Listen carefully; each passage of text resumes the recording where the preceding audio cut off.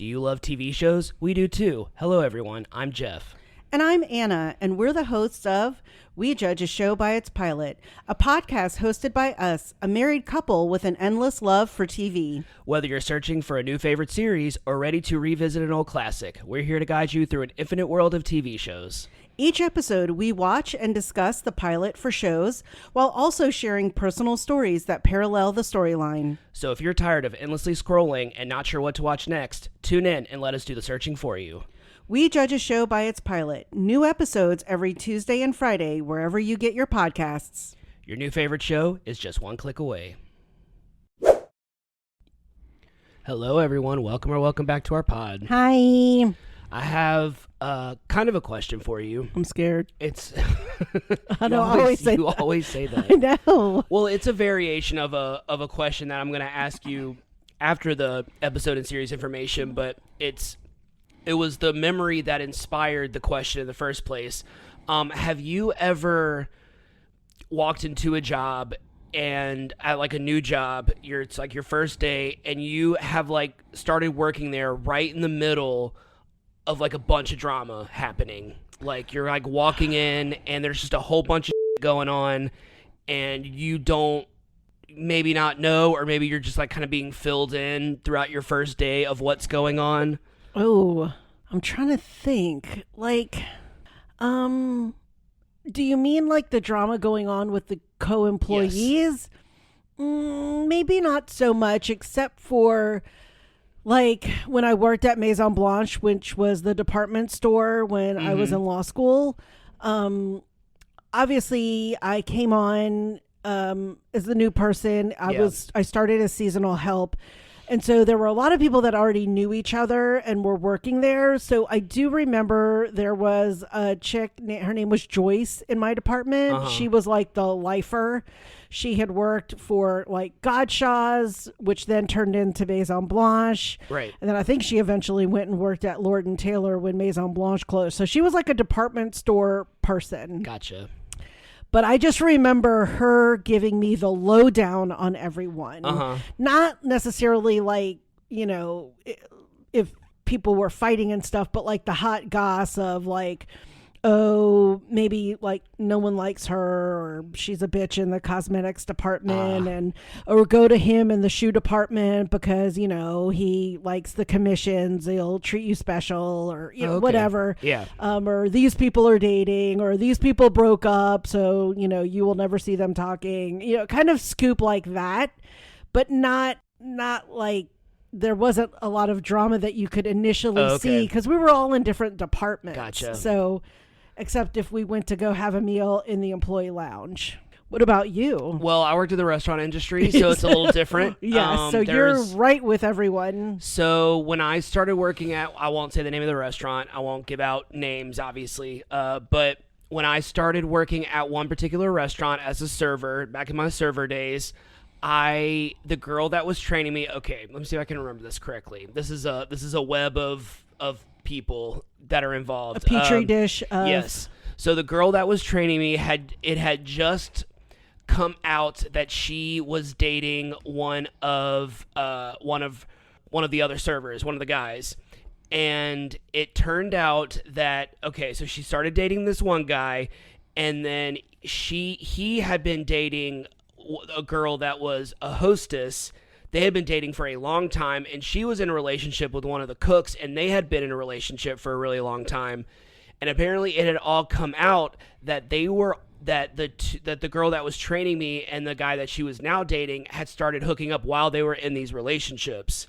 Wait, the trainer was also dating one of the cooks, or the hostess was dating the cook? Let me start over. Okay, so the server had just come out that she was dating another server. The male server that she was dating had been in a relationship with the hostess. Correct. The server that was training me had been in a relationship with the cook. Gotcha. And so it came out that they were dating, and then it came out right after that the hostess and the cook had started dating. So all of this was going on during my first day of training. Oh my and God. I was working with all four of them on that shift. And it was without a doubt, when it comes to any first day, it was kind of the first week of that job, it was so awkward. and uncomfortable. And I can't believe I stayed at that job. I stayed at that job because I made really good money. So like I needed it at the time. So I was like, I'm not going anywhere. But yeah, I just always remember like that first day and like walking and like we're doing kind of like the server prep and we're all like kind of in the same area and it is just dead silence. It is just dead silence. And that's like kind of when you talk because you kind of have the time to socialize with everyone before customers start coming in. Yeah, I just remember just sitting there just being like, this sucks. And I don't remember where I ever learned the phrase never dip the pen in the company ink, like never date your coworkers, which I know is very hard in the restaurant industry because it's so incestuous there and you're all usually the same age and run in the same circles. Obviously my job right now, you know, before I met you, obviously did not lend itself to that because I work from home and I went to the home office like twice a year. So like I didn't ever meet anyone technically that I worked with. But even in jobs that I did work with people, like I remember I taught high school before I went to law school, and all the kids that I taught at the school so wanted me to date one of the coaches that was single. And I was like, no. First off, I'm just not attracted to him, and I obviously don't think he's attracted to me, but I'm also not going to let y'all's wildest dreams come true and have us dating so y'all can talk about it, you know? So, I've definitely been a big believer in not dating where you work. Yeah. I just remember as far back as I can, I remember working at McDonald's and everyone was just dating each other. Like, and there was a very, I might end up cutting this out, but there was a very controversial relationship that was going on. Then I don't remember it being a big deal, but now it would be a huge deal because she was, I think 17. She was still in high school and he was much older. Was he like the manager? He was the manager. Yeah.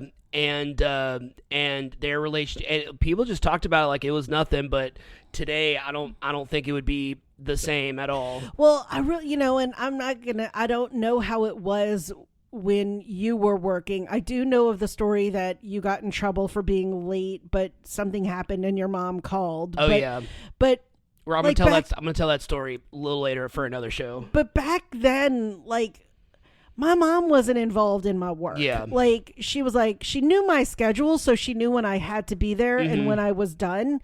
But otherwise, it wasn't like she was calling my manager for anything. But today, oh my God. Like, and my mom, kids' parents will call up the store, will call and complain. And it's happened to me. Yeah. So, And so I think it's really different than when you and I first had jobs in our teens. Yeah. My parents were not involved in my work life as a teenager ever. I mean, other than that, literally that one time, but that was a very specific circumstance. Like I said, I'll tell that story on another episode that is coming up. But yeah, I can't imagine my parents really being involved in my work life, not like how it is now where we had one employee that got hired at the place that I work at now, and it was like she's a great employee, so like there's no complaints on that end, but it was like her mom was the one who called and was like campaigning for her daughter.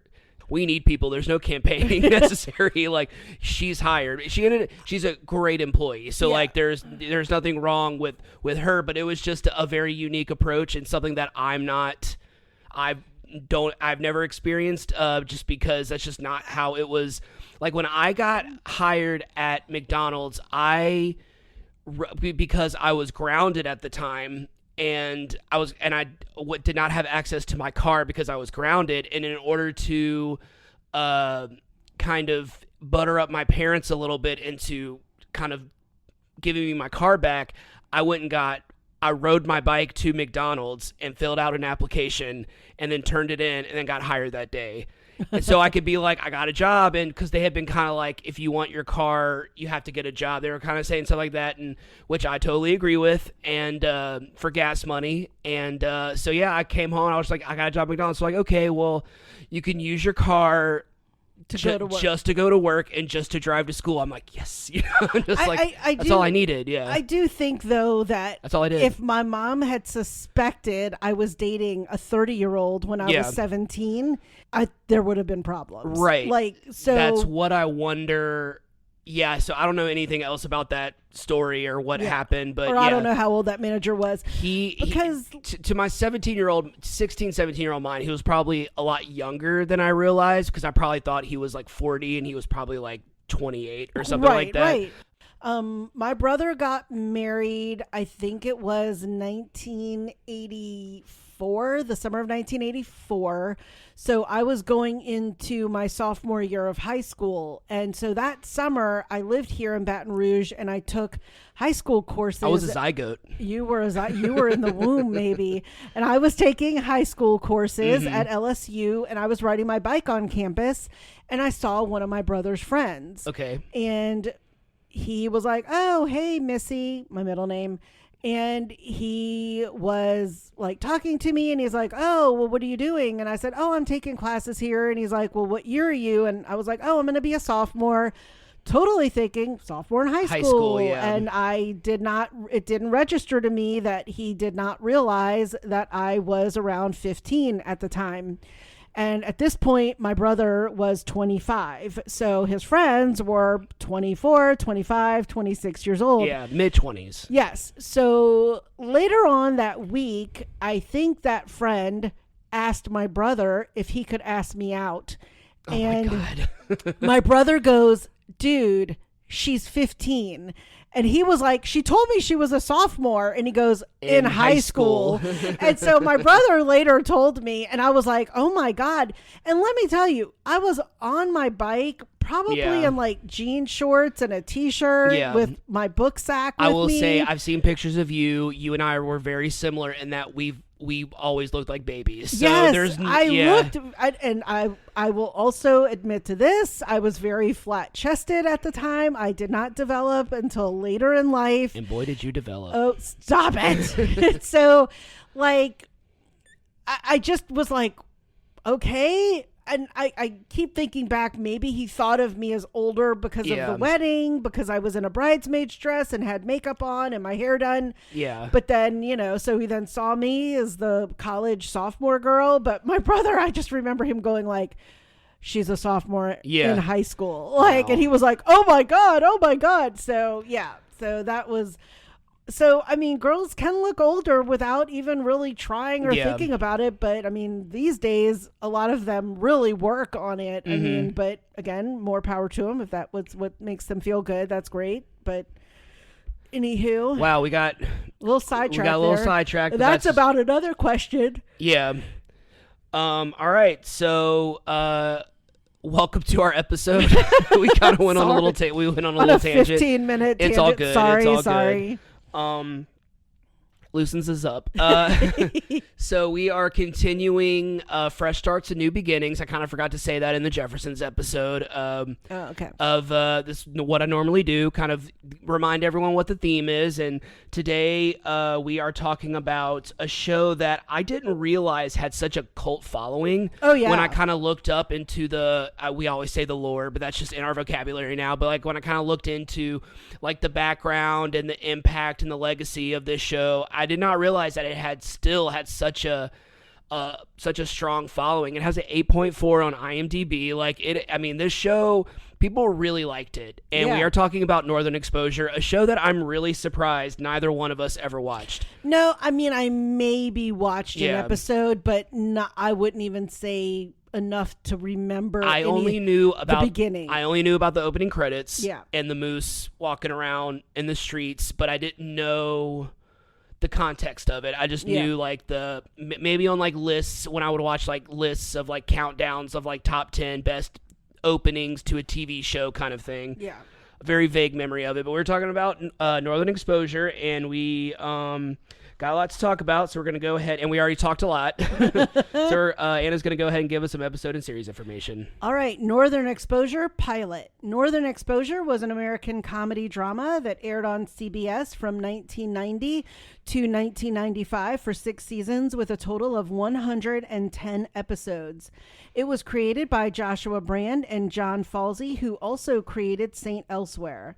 Falsey would retire shortly after the end of Northern Exposure, and Brand would go on to write and serve as a consulting producer for The Americans.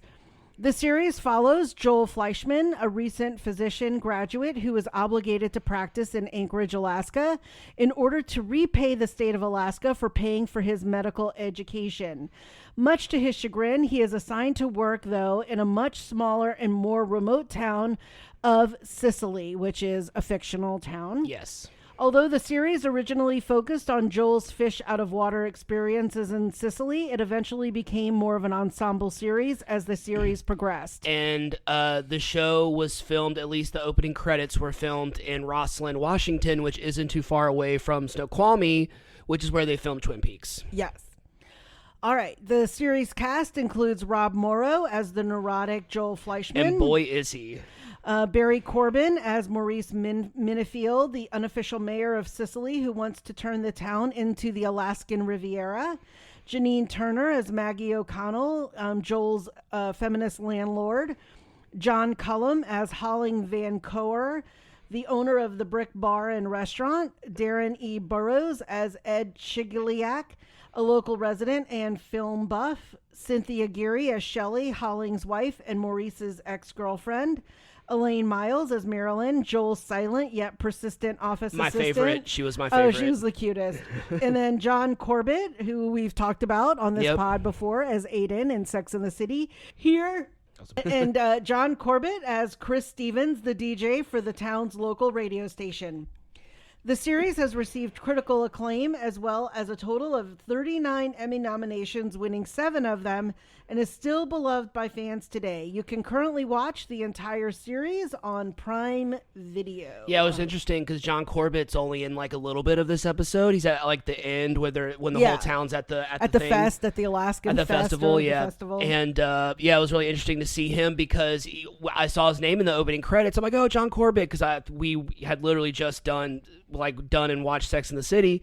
And and just like that, where he came back, which I thought was lame, but it was really interesting to kind of see him in this really small role. Although I'm sure his role gets bigger because he was in the main cast. So, So why do you think you never watched this show? So this came out in 1990. Oh, you had been in college. I was in college. You were watching. YA stuff. No, I mean, I just think it probably wasn't on my radar at the time. I mean, that was like the year right after my dad died. And if it ended in 95, that was the year I moved back home. Oh, okay. So in between that, I was like finishing undergrad. I was starting grad school, getting my master's. But then I was also teaching, working as a grad assistant. So a lot was going on. And I will probably say that was a period I wasn't probably watching a lot of like stuff continuously. Yeah. I mean, obviously I did watch a few things, like that was the start of Friends and ER in the mid 90s, but I do remember it. Yeah. I do too. Yeah. I knew of Cynthia Geary. I don't remember the year, but she was in the movie 8 Seconds about the rodeo. Luke Perry. With Luke Perry. Lane Frost was the and so I knew of her. Janine Turner had been on General Hospital. Yes. She had played, I think, Demi Moore's sister, one of the Templeton sisters, Jackie Templeton, and then there was the other one. But so I knew of them. Yeah. As actors in various things, but it just wasn't on my radar as something that I think interested in me enough to want to watch it. Yeah, it was one of those shows that I always kind of knew about, and I think this was kind of at the beginning of me kind of watching TV on my own and like not just watching what my parents or what my sister was watching and like choosing what I want to watch and having favorites. And I think that this show watching it now would have just all gone over my head. Yeah. Like I think this was just a little, not that it's like mature, like it's inappropriate for a kid to watch. I think that that wasn't my type of show at that moment in time, and I see it now and I'm just like, oh, I could watch this now. I was just like, it's very is very quirky, I think is a good word.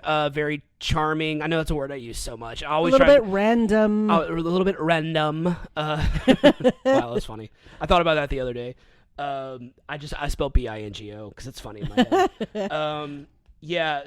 So I think this just went under the radar, and it's just really interesting that the same guys created Saint Elsewhere, where that is more of like a medical drama, and this is kind of more of a comedy involving a doctor. So I don't consider it to be a medical show because it's not even described as a medical show. He just so happens to be a doctor. I think that's what a lot of it's just about his life. But yeah, it's just kind of funny to see like they did both, because Saint Elsewhere is very like soap opera-y, wasn't it? Oh yeah. Yeah. I never watched Saint Elsewhere. I guess I did. Maybe need to watch that one day. We'll make up an excuse because we kind of have a whole podcast about watching TV shows, so maybe we'll watch it one day. All right, so this is set in, even though it was filmed in Washington, so we've been to where they filmed, kind of, not specifically where they filmed, but in the area where they filmed the show, and we also have been to Alaska. Yes. So you'd never been to Alaska when we went, before we went? We'd never. No. It had been really one of my biggest regrets of having lived in Seattle for 8 years and not having made any attempt to go to Alaska.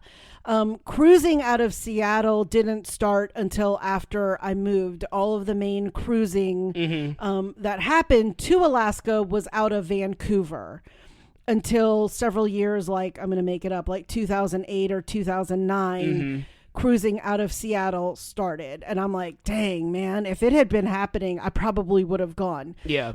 I think I had one work opportunity to go, and then the work trip was canceled, so I never made it.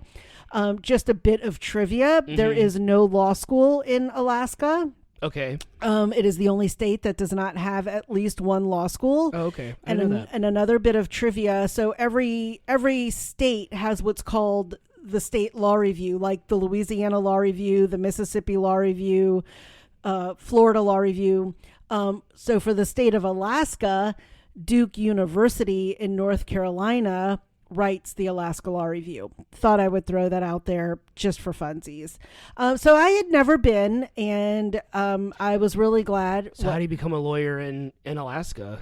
Well, you go to another law school, and then I'm going to assume that they have a bar that you have to pass. Okay, that's where I was confused, because I know you can only each state has its own bar exam, and you can only, okay, that's why I was confused. I'm assuming they have a bar, and you just take it if you went to another law school. So you don't have to, like, I could go and take the Texas bar. You can do satellite campus. There's Seattle University School of Law satellite campus. Yep. That started after I left. And then Western Reserve and Willamette University College of Law. So they have a bunch of like different. That's in Oregon. Okay. That was one of the schools, and I actually covered both of those schools. All right. That's just really interesting. I didn't know that. Yep. So I'd never made it to Alaska until we decided during the pandemic to go on our Alaskan cruise. So much fun. Yeah. It was an experience that I'll never forget, because it's just like the scenery. I just couldn't.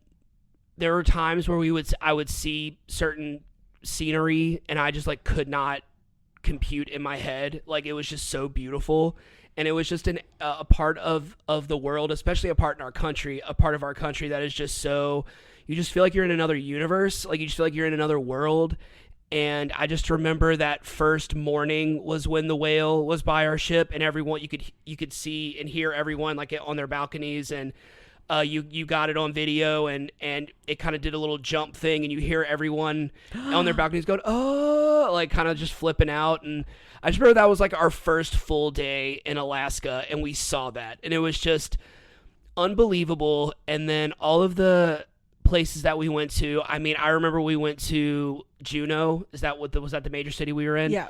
I just remember we were on a bus going to the big glacier in Juneau, And I remember sitting in the bus, and I'm like looking at everything, and you like there was kind of this moment, you were just like, "You want to live here, don't you?" And I was did. I was like, "I do." I was like, "I want to live here."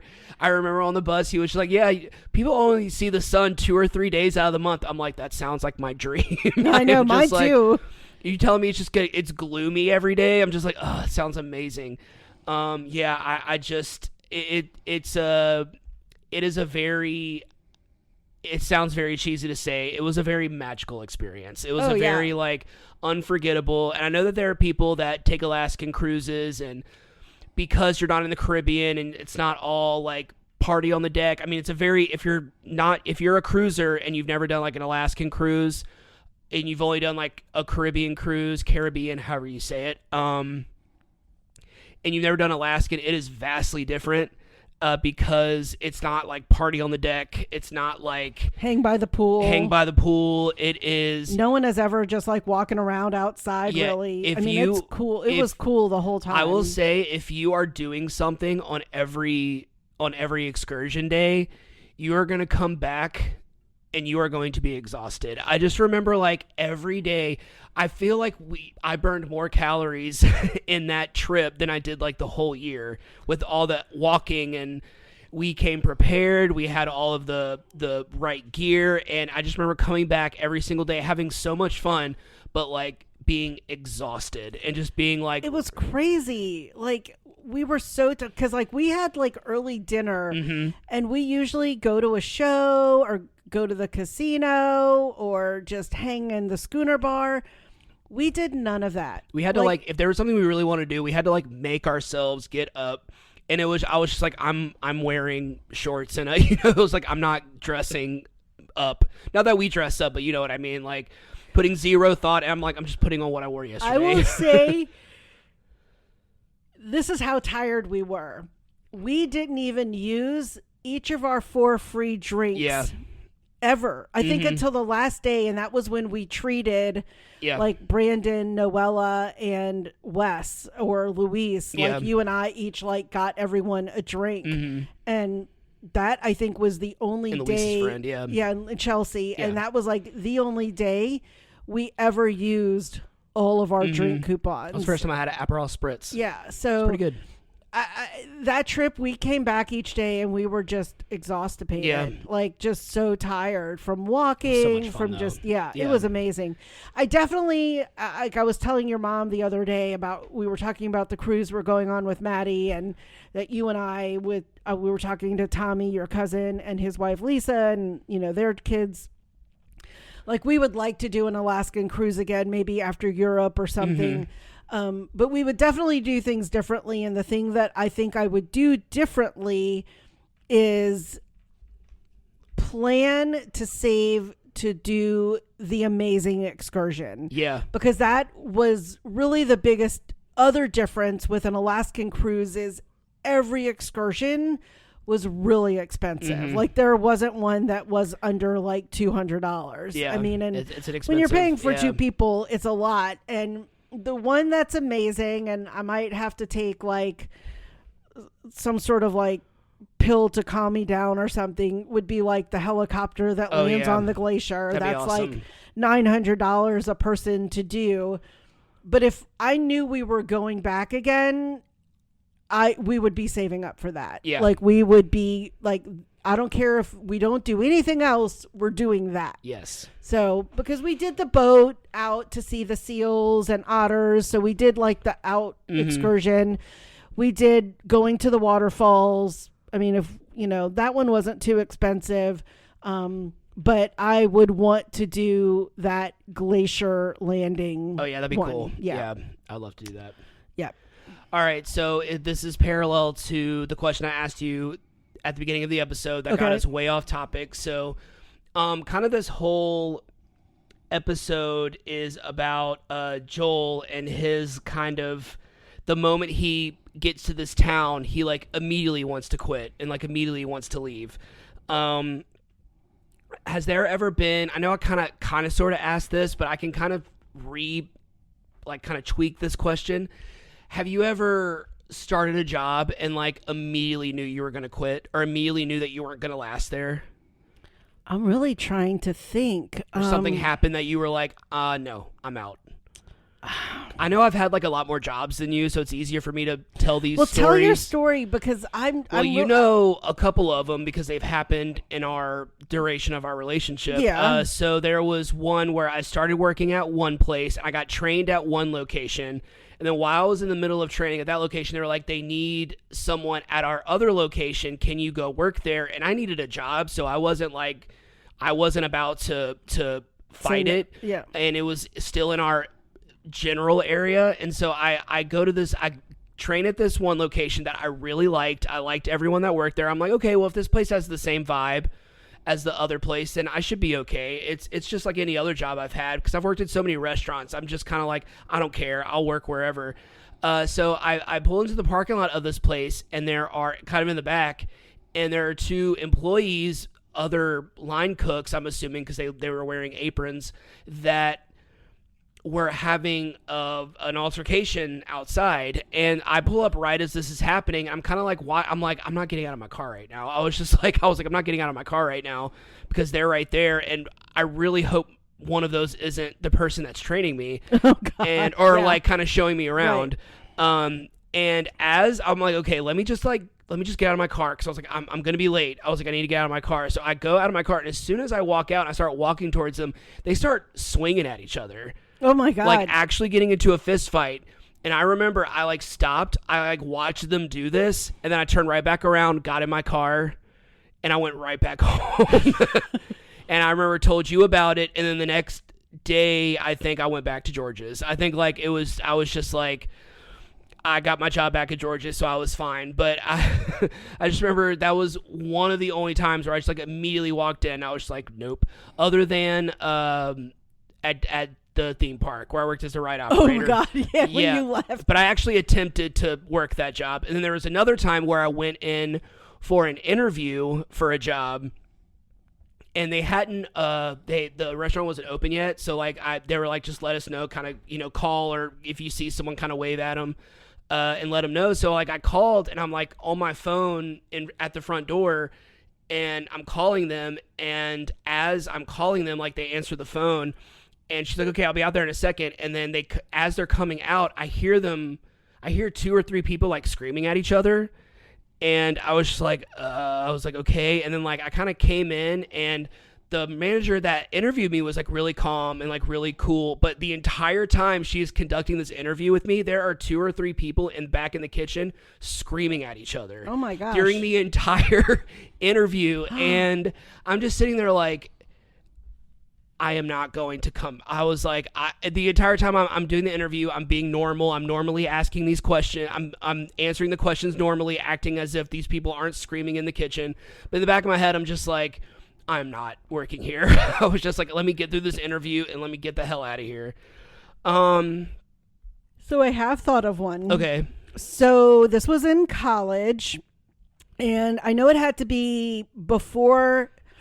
Gosh, it had to be the summer of 1989, because the summer of 88, I lived with my sister in Euless. And then the summer of 89, my dad was still alive, and he drove me. And so it was for an opportunity to work for a pretty famous knife company.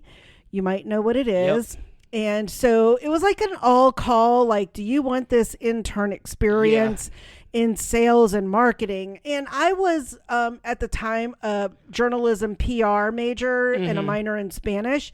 I later flipped that because I inevitably became a Spanish teacher. But I got this letter. I think they just mass emailed this to like college students, and I needed a job. And a big part of it was like, you work from home. It's like door-to-door sales, which was still something very common in the 80s. And you made a commission on whatever you sold. And I knew about door-to-door sales. I mean, things like Avon and Tupperware, Mary Kay, encyclopedias were all still very sold door-to-door. And so I went in to this internship information session. I totally remember it was in Metairie in this like office building.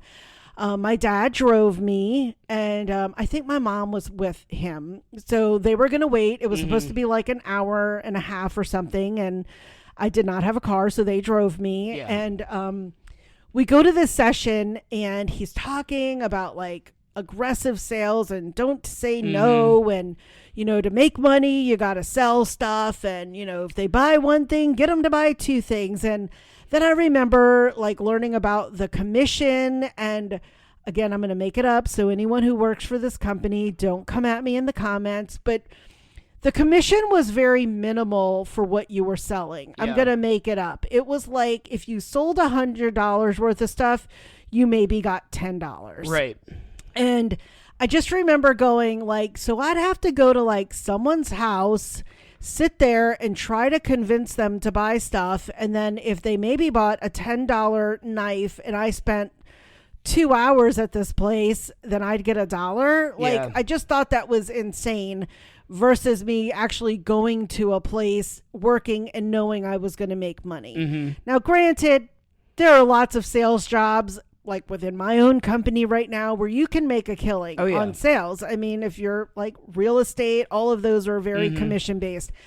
I just remember after about midway through, so about 45 minutes in, the guy speaking is like, all right, who is ready to sell? Who wants to go on to like phase 2 and learn all of our sales techniques? If you're not interested, please get up and leave now.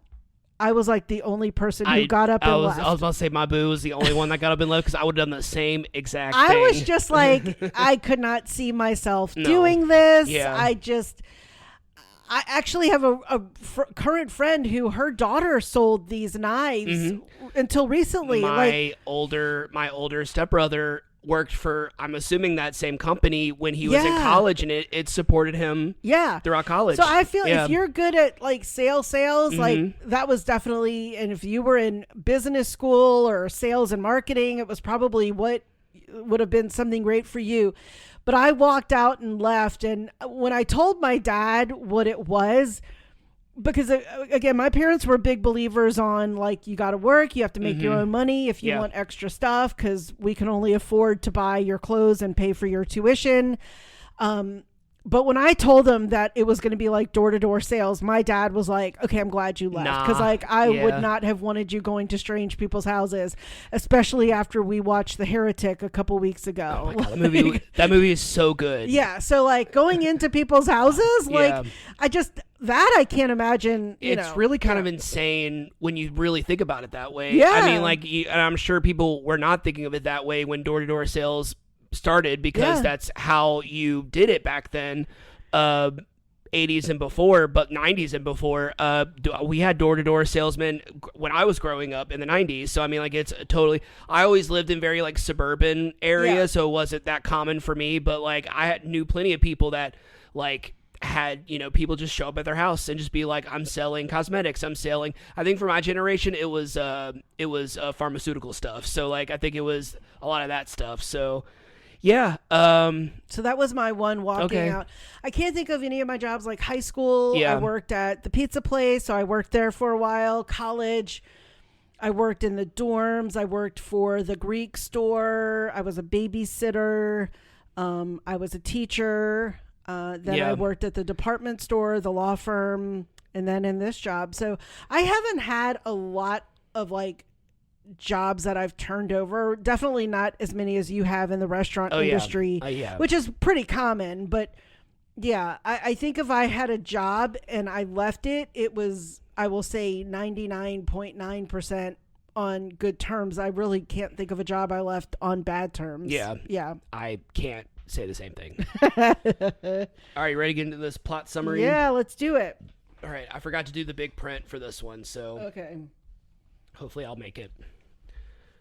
All right, Northern Exposure pilot summary. The series begins with Dr. Joel Fleischman having a one-sided conversation with a businessman on a flight to Anchorage, Alaska. Joel tells the man that he received a $125,000 medical scholarship after 74 rejections from the state of Alaska, in return for which he agreed to a 4-year service to the state.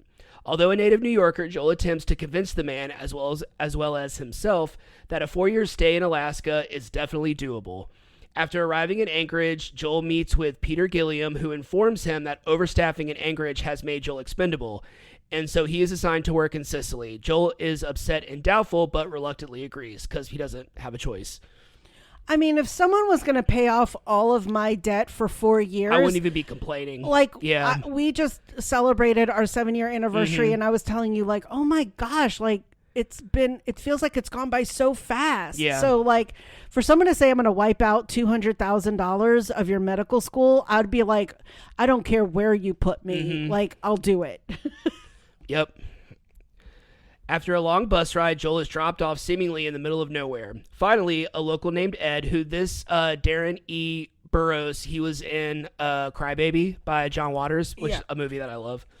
A local named Ed picks him up, and after driving him a little while and asking about his musical preferences and chit-chatting about New York, inexplicably leaves Joel with the truck, that was pretty funny, and points towards Maurice Minifield's house. Upon arrival, Joel is met by Maurice, who rappels down from a cabin roof, just making him look like the brawny man, make him look like Mr. Outdoorsy, just, rappelling down his house. It was actually kind of funny. Right. He briefly tells Joel about how he arrived in Sicily 20 years earlier and single-handedly began developing the town into a tourist spot, and requested so this character is very we talked about in the Jeffersons episode earlier this week. He is a shining example of an Archie Bunker type, who is very unfiltered. He wanted a doctor for his development plan. However, Joel is less than impressed when he finally sees the town. In his rundown office, he meets Marilyn, who's my favorite character thus far. I love her. A local native who wants a job as his receptionist. Another of his many fits of anger and frustration sends him to the Brick, a local bar, where he calls Gilliam from a payphone and tells him that he wants out of the contract. Gilliam informs Joel that if he backs out, he has to repay the $125,000 given to him by the state of Alaska. In panic, Joel calls his wife Elaine back in New York and asks her to look for some sort of loophole in his contract. So I think Elaine is still in law school. I think that's what he said a little bit later. Yeah. Events begin to pick up as Joel meets several more of the town's residents. Holling, the bar's proprietor, offers Joel something to eat while he's waiting for Elaine to call back. Ed comes in and asks Joel another random music question. That's kind of what Ed kind of just keeps randomly showing up, trying to like talk to him about stuff. They'd be like, all right, see you later. It's kind of funny. Holling tells Joel about he and Maurice had a falling out over Shelley, who is both waitress and Holling's love interest. Joel, whose personality so far has been antagonistic, warms a bit to Holling. Yeah, so Joel's kind of a jerk throughout most of this episode. Oh my God, he's so bad. He's really kind of an a-hole and very rude. And we'll talk about that in a second when he's talking to Janine Turner's character at the bar, where he's just like flat out insulting her. However, his anger returns when he meets Maggie, who he mistakes for a hooker, but who is actually his landlord. That's Janine Turner. That was great. And a bush pilot, which a bush pilot is just an air taxi. She escorts him up to his cabin where he sleeps, he doesn't get much sleep because he just hears rats and wildlife just all around him and in his cabin. The next morning, Joel jogs 7 miles into town and stops off at Ruth Ann's store for some water and beef jerky after he finds out she doesn't know what bagels are, which was also funny.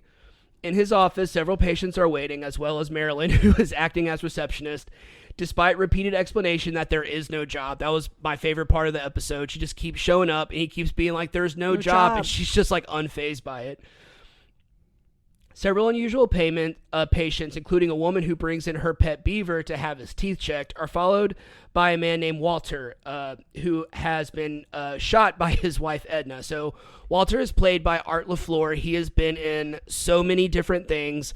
I would say for you millennials out there, he played Babe Ruth in The Sandlot. And when Benny has that dream about meeting Babe Ruth.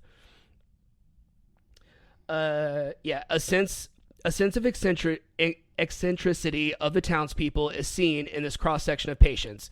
Ed comes into the examination room and tells Joel that Maurice wants to talk to him.